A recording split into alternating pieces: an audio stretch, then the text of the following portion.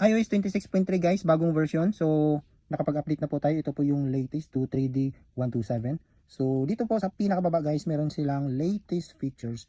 Transfer to Android. Dito sa pinakababa guys, ayan, may nakalagay.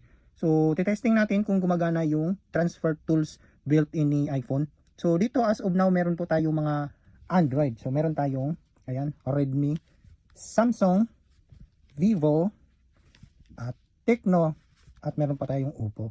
So dito guys, sa lahat ng Android na meron tayo, ang transfer tools na naka-built-in sa mga Android na meron tayo is ito pong Quick Share. So dito sa Quick Share guys, is wala pong QR code na pwede tayong makapag-send ng files gamit yung iOS natin dito. So far guys, as of now, hindi pa po magamit natin yung built-in na transfer tools ni iOS kasi nga wala pong applicable na QR code sa mga Android natin.